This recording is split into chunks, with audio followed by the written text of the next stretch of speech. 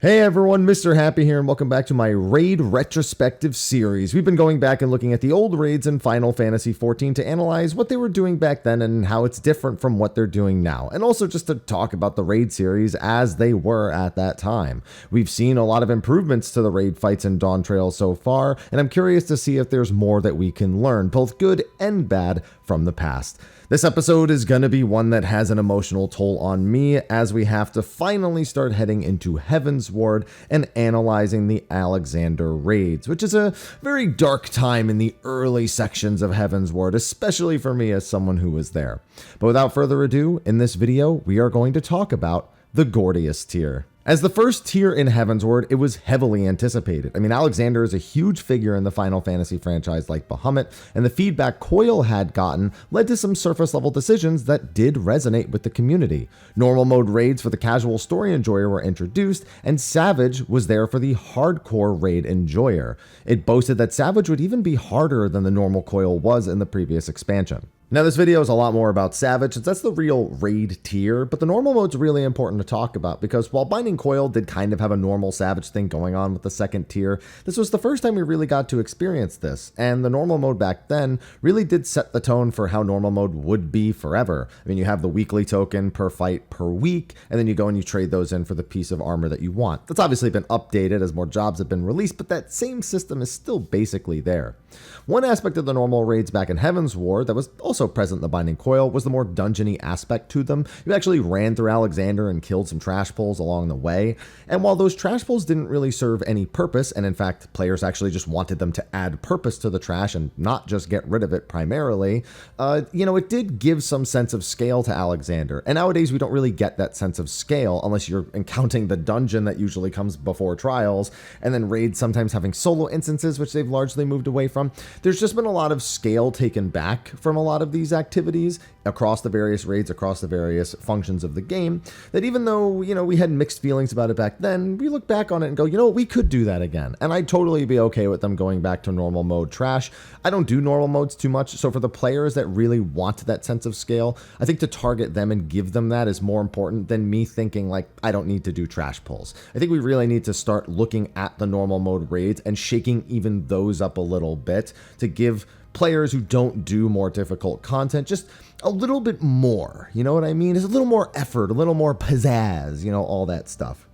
I will say, speaking of normal versus savage, the normal mode tier back then was actually oversold in terms of difficulty. Yoshi P described it as Coil with Echo, which is actually way harder than I think most players would be able to handle if you're just looking for a story level experience. In actuality, it was just a small step up from difficulty from the usual story content, which I think is exactly what normal mode should be. Raiders read into that overstatement and then went, oh, well, they said normal would be Coil with Echo, so Savage is going to be just Coil without Echo. It's not even going to be that hard. Like, whatever, if it's at least Coil difficulty, it'll still be a good time. We had a great time with Coil.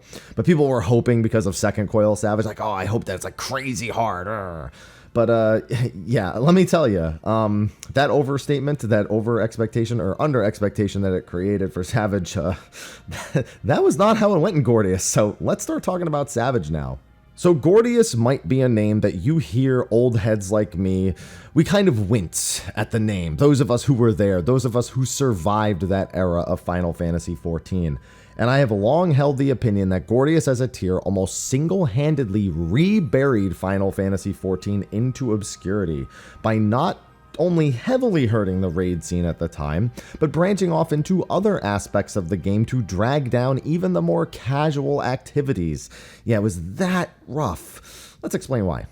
For the first floor, we can't even start with the actual boss. Before engaging with the oppressor, the party had to defeat Faust, a door boss not unlike the ADS from turn 1 of Coil.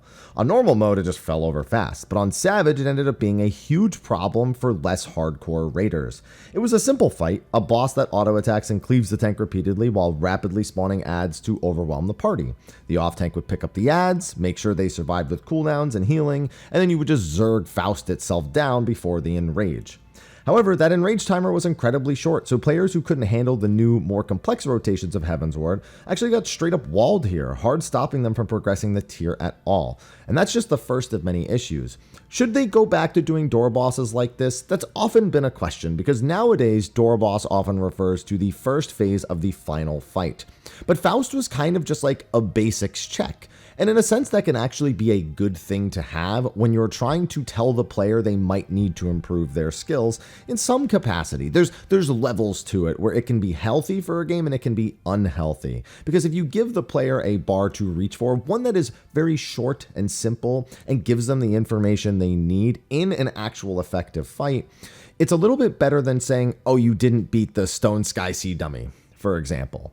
So I've often pondered if they should go back to at least considering some equivalent of this, or even giving you this level of engagement, that small bit more than Stone Sky Sea gives. But Faust did have a lot of negative effects on the raiding community at the time. It kind of just dissuaded people from even wanting to get in the door, which I think is a bigger problem to create than giving the players a bar with which they initially need to jump over, or at least need to aim for.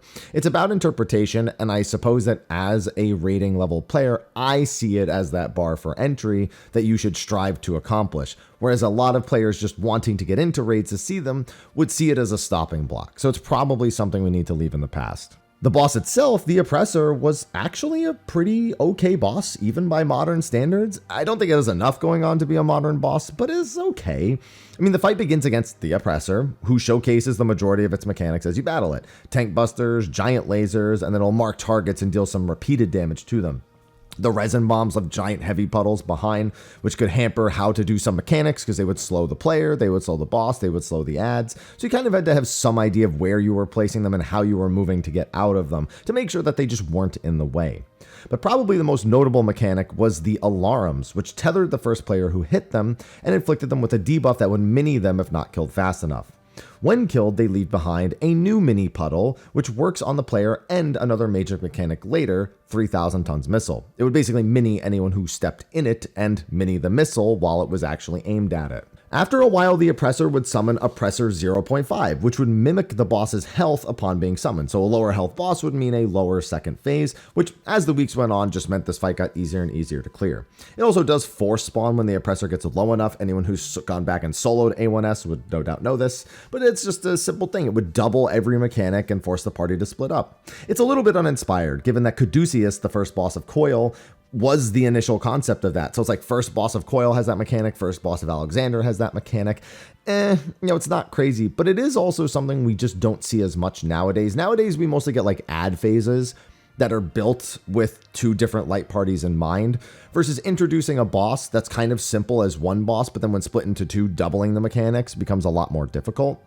It's because you have to kind of create a less interesting single boss to make a more interesting double boss. So there's a lot of fluff in a fight that gets added.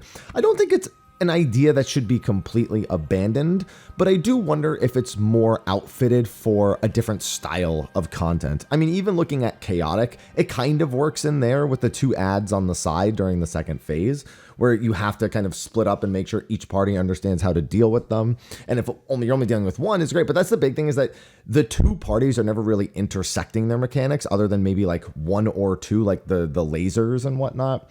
So it doesn't really give that same level of engagement. There are, I'm sure, other examples if I were to think about it more, but it's not a bad idea. It's just that back then it was kind of uninspired to do it for the first boss of two completely different expansions. And, we definitely took notice of that. But the biggest thing, again, ended up being the alarms. The 3,000 tons missiles around the rooms needed to be shrunk, so you'd have to kill the alarm underneath that section. It was pretty finicky, because you had to drop resin bombs, you had to dodge lasers, and you had to make sure to kill it in the correct spot, not kill it too quickly, make sure that nobody else accidentally killed the wrong one. It was a lot of little tiny mechanics that at the time added up to a pretty decent overall mechanic. But other than the 3,000 tons missiles, there wasn't really a whole lot going on. In fact, I would say the most threatening thing ended up being the tank busters, because with the two tanks split up, it was just a lot of tank damage, especially in the early weeks. The only other interesting mechanic was the downtime phase, where both bosses would jump and come back down with a proximity AoE. The party would have to drop 8 resin bombs and, walk out of them and then get to a spot that was far enough away from both proximity AoEs. There were a couple different ways to do it. Nowadays, that wouldn't be too impressive, but back then, it was just kind of cool. It was at least a little more engaging than Caduceus, where Caduceus actually just made you play two different games. At the very least, Oppressor is making you consider what the other party might be doing, where their lasers might be getting aimed by the bosses, or where the actual 3,000 tons missiles are, which ones are close enough to which side of the room, etc., etc. So you are still kind of playing two separate games where there's a mite bit more consideration as to what the other party is actually doing, instead of just kind of hoping that they're doing what they're supposed to be doing correctly.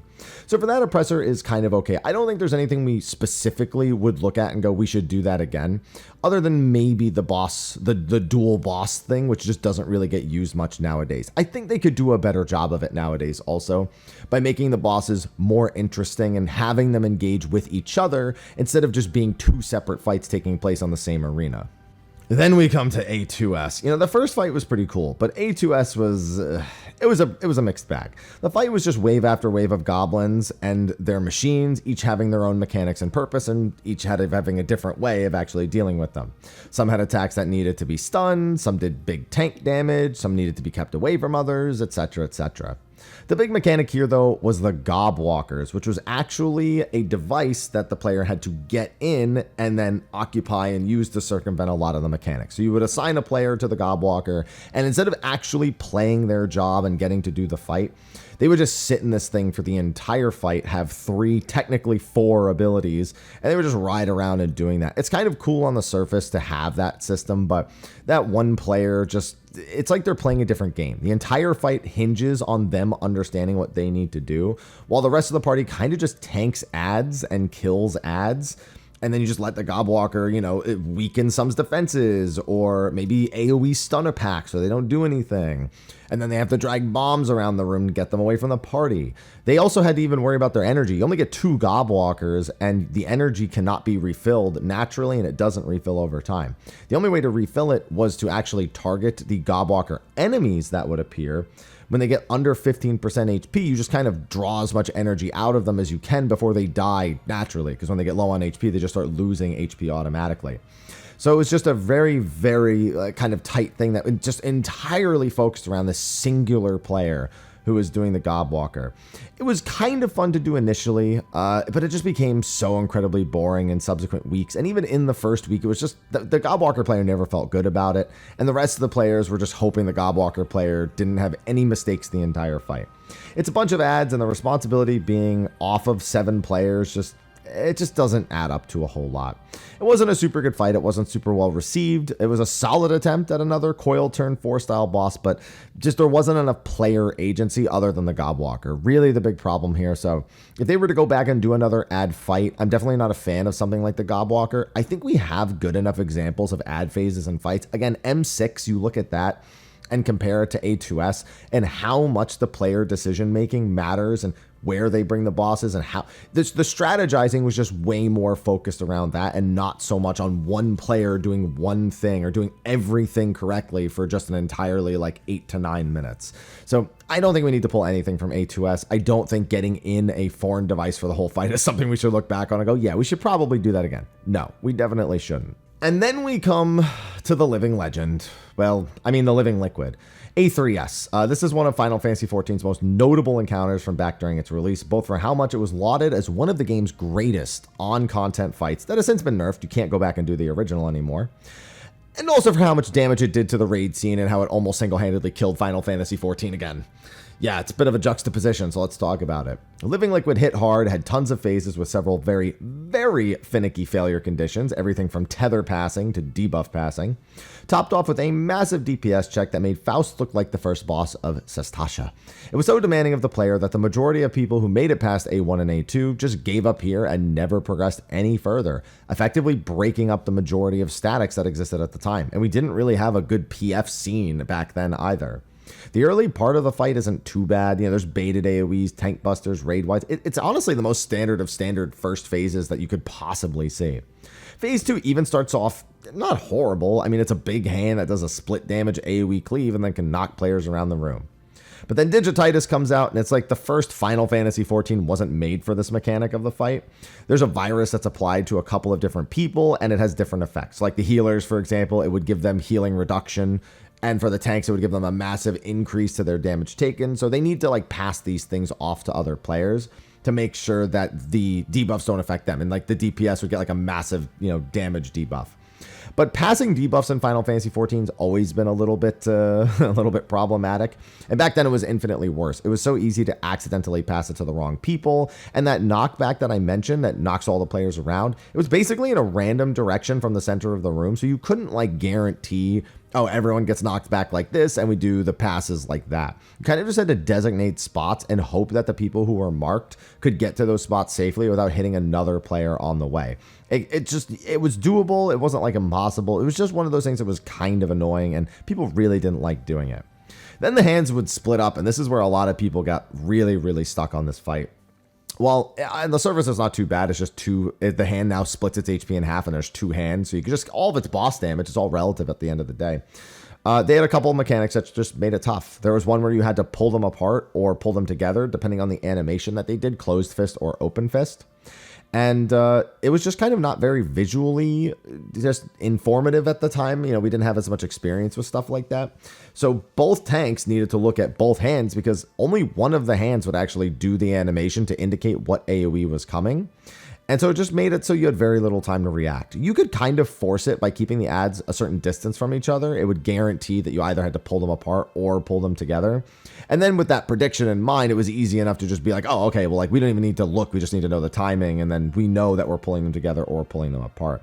But the visual clarity was definitely lacking, and it led to a lot of issues for a lot of groups, especially given how on top of each other the ads needed to be. Then there was Hand of Pain, which was a huge amount of problems, because if you thought the DPS checks for Faust were bad, this was basically a Faust DPS check in the middle of a fight. This would force an 8% difference between the 2 hands, and then would do a follow-up attack like 15 seconds later that did damage based on the health difference between the 2. If they weren't like, I think, under 5% apart, I think 4% was really the magic number, but under 5 was technically survivable, then it was a wipe. And there was really there was no good visual clarity for that. You just had to see, oh, the boss's HPs, like one jumped up by 4% and the other one, they're 8% apart, so maybe we should get them close together. Common sense when you think about it now, I'd say anyone who did Hand of Pain recognizes health difference mechanics more readily. But yeah, it was a problem to identify that that's what you needed to do. And then honestly to do it. Yeah, week 1, week 2, even with a bunch of gear, it could be tough for groups. Another one of those things that just killed kind of casual statics. A mechanic I actually like, though, I really like health balancing mechanics. They can be a little bit weird depending on the state of jobs, depending on like which ones have so much cleave. We have so much cleave now that it only works when you have to keep bosses separated, and it doesn't really inhibit anyone's ability to actually get to each of the bosses to balance the health. But we've also seen it used super egregiously and super annoying. I think a lot of people think of one of the most annoying mechanics in DSR being Morna-Fa. And I would say that Morna-Fa in Fru, while not really as bad as the DSR one, is also not super loved. So we do get a couple of those, keep them really, really close DPS checks nowadays. But with bosses, but those bosses having so little health and it dropping so quickly because it's just, you know, a 3-minute fight with 100% health bar, it doesn't really work quite as well. But I think this is a mechanic they could look back on and do, where it's just kind of quieter. You know, it's just Hand of Pain, just dealing with the tanks getting cleaved while it's going on, and just demanding that the players quickly bring the health close together. It's not really asking a whole lot. It also doesn't depend on what happened before, because the bosses force the 8% difference. So if you put all your eggs into one hand and then they cast it, I'm pretty sure that it just forced that 8% all the time. So you didn't have to keep them near each other and then watch them change. You just had to watch the spell actually happen and then fix it after it was done.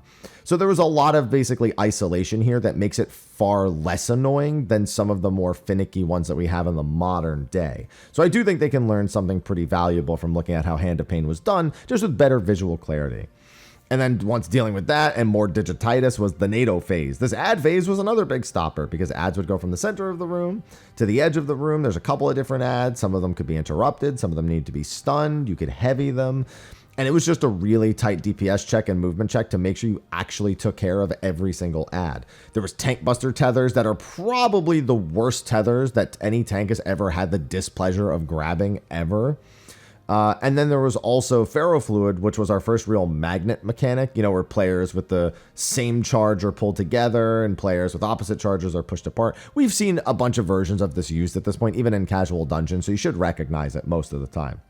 And it was just tight, man. It was just tough. I mean, also there was raid wides going off the whole time, and every time a ad died, it would do a raid wide as well, and the bigger ads would do bigger raid wides. So it was stressful. But the tank tether is honestly probably the worst of the entire thing. And even if you got past the first 3 phases, honestly, most of us back then considered that the door boss, because the last phase was basically a supercharged version of all 3 of those phases that just rotated through.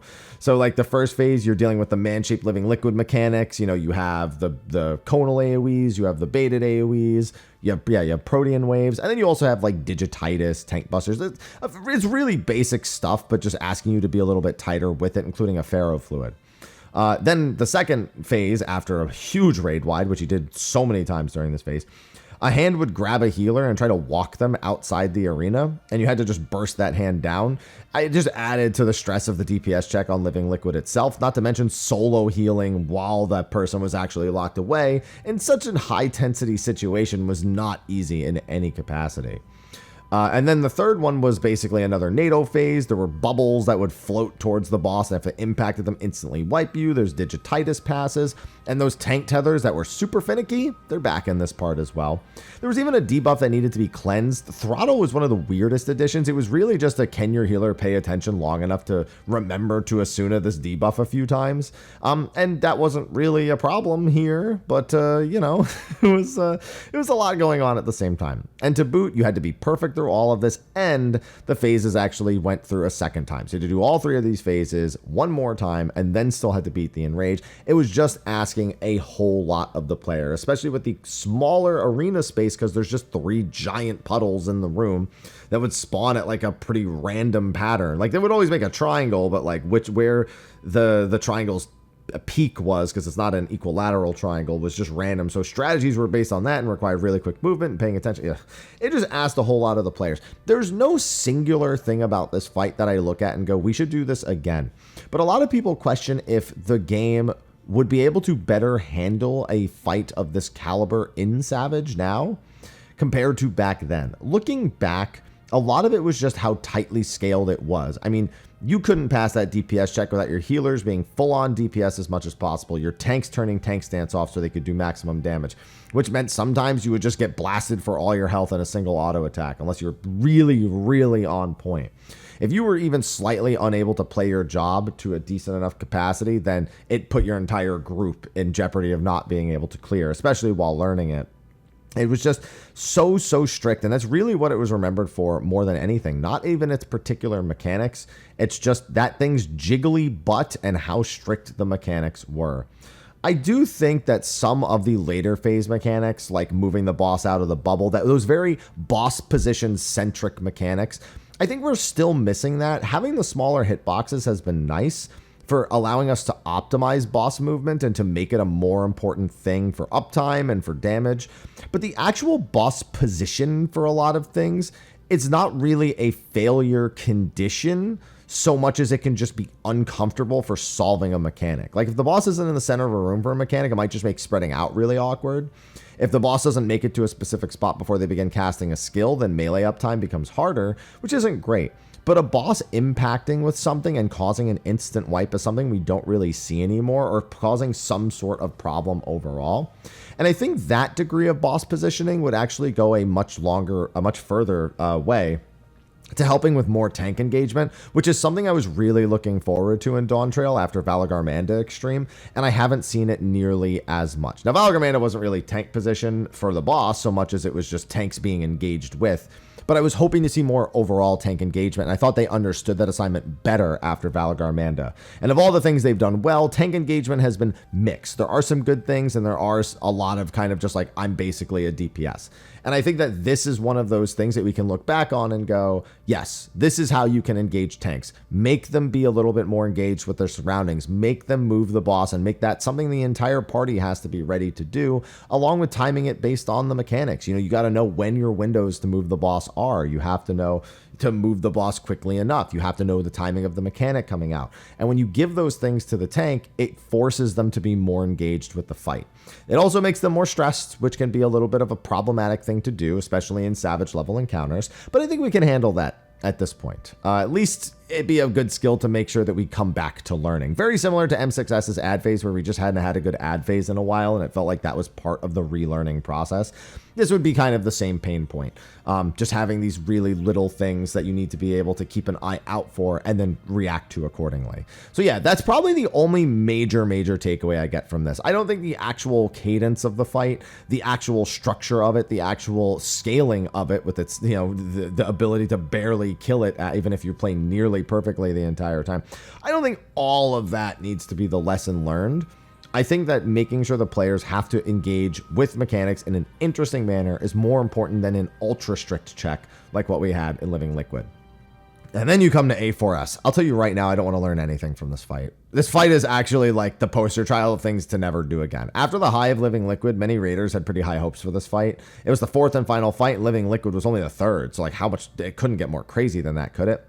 What the few raiders who saw this fight got instead was one of the worst raid bosses ever introduced. I'd rather fight a million alt-roids than ever fight a manipulator ever again. A Colossus who didn't move, was boring to look at least had a pretty banger theme, but just hinged on one singular devastating mechanic being done correctly amidst a sea of okay mechanics, but not really anything special for a fourth boss.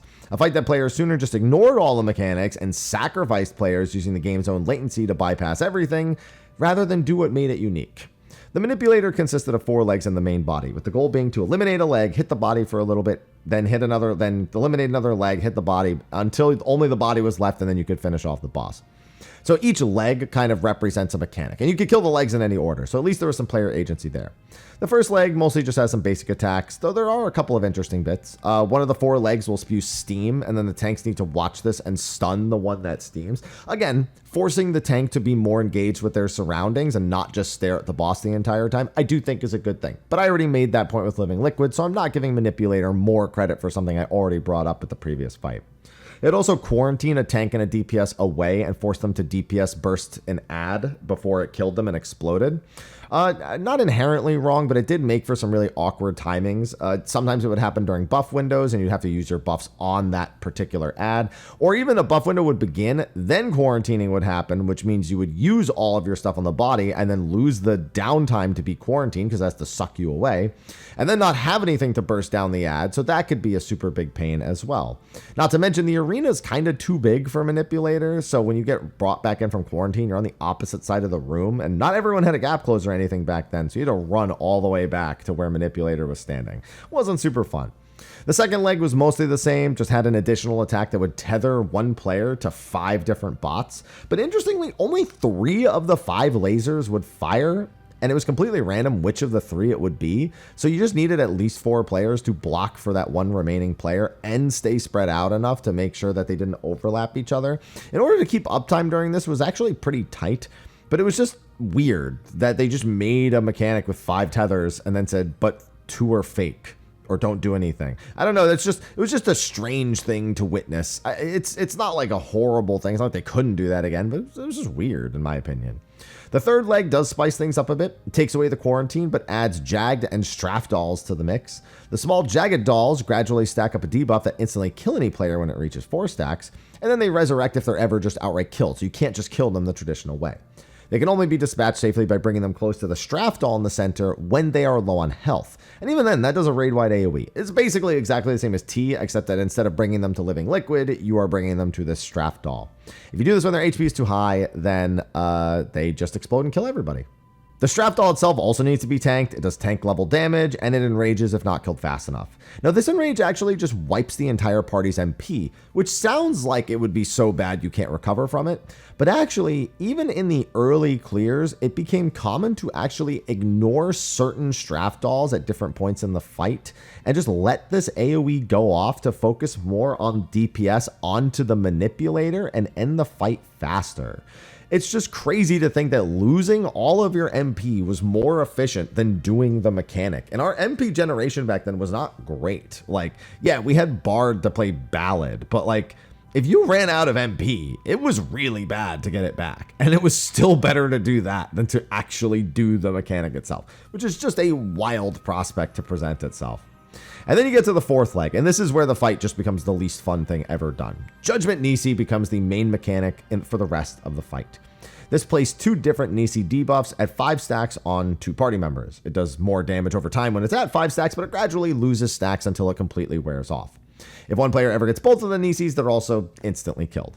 Now, on the surface, that sounds fine, especially because this is the only time Judgment Nisi is actually used in the entire fight.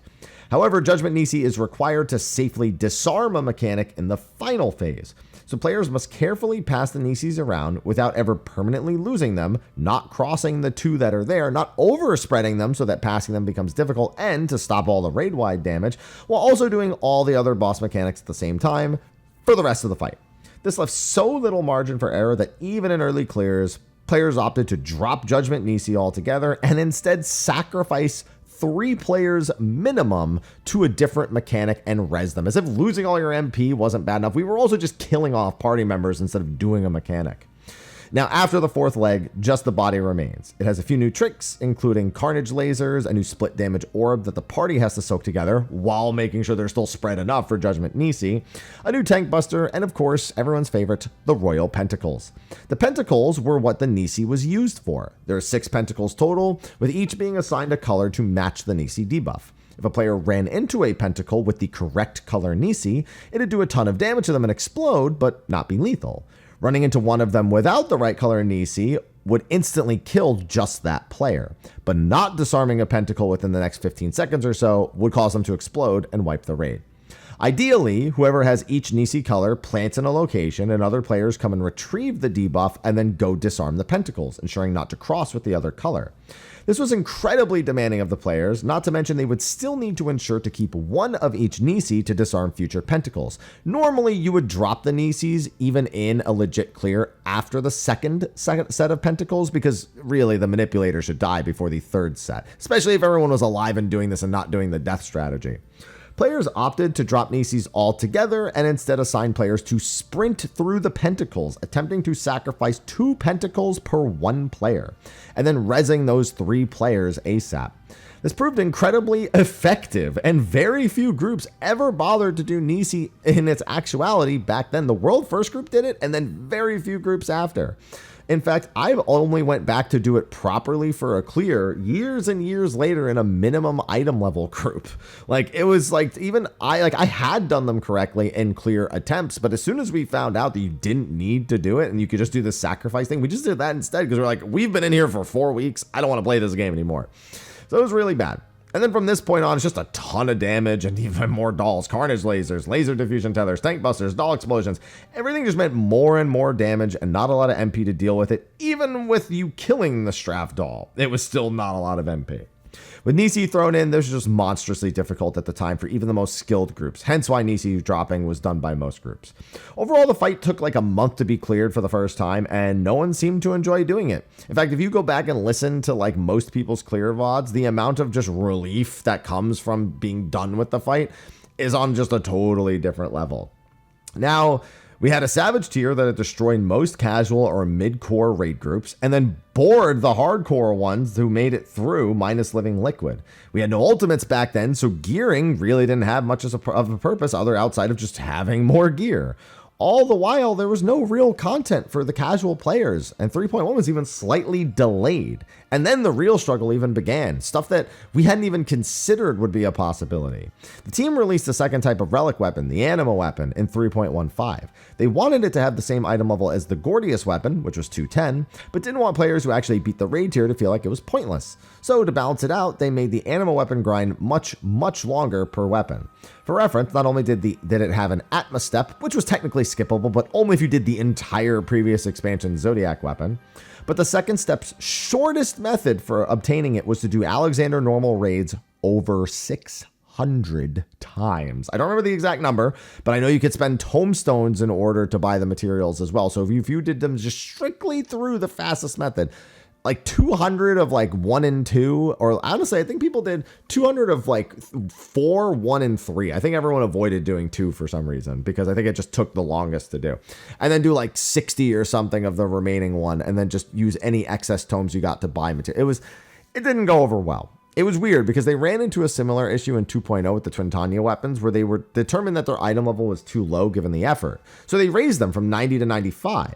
Then they went back and made the raid weapon and the relic weapon item level the same here and ran into the problem again. They apologized and acknowledged the error and promised future efforts to improve both the raiding experience and not using the raid as a measure to determine how lengthy relic grinds and other aspects of the game should be. But Gordias just set a big tone for Heaven's Ward for content-to-content updates. We didn't have treasure maps yet. We didn't have the Aquapolis. That wouldn't be till later in Heaven's Ward.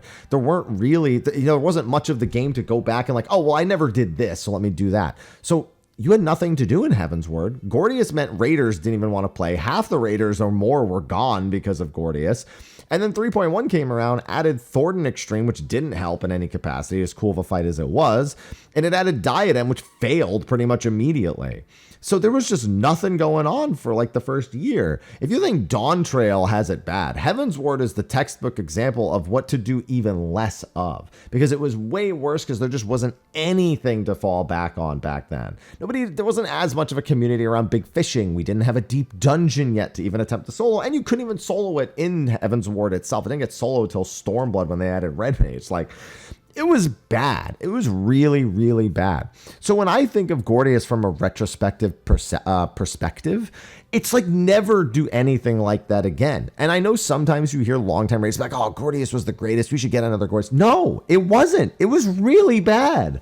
I loved Living Liquid, but this whole thing was really bad. So I can only cherry pick those few couple of things that I mentioned from a raid mechanic perspective, and then just basically like try to like draw like a circle of salt around me and keep this topic away from me from ever being brought up again. That's how scarring it is. So yeah, this is a retrospective. Like I said, hits home for me big time because I went through hell and back at the time. And I'm sure anyone who was there can also speak on it in the comment section of the video below. And I'm sure they will. I'm sure there's going to be a few little microtherapy sessions down there in this video. But yeah, I think I need to wrap this up because I'm getting stressed just thinking about it still. So with that, thanks for watching my raid retrospective on the Gordias tier. The next one will be Midas, and I've got a lot to say about that one as well because it both helped and did not help in any capacity when it came to the problems that Gordias created. So thank you for watching. Be sure to leave a comment below talking about the Gordias tier. Be sure to like and subscribe. Be sure to check out my Aloha plushes for sale in the description of the video, and I will see you next time. Until then, I bid you adieu. Bye-bye.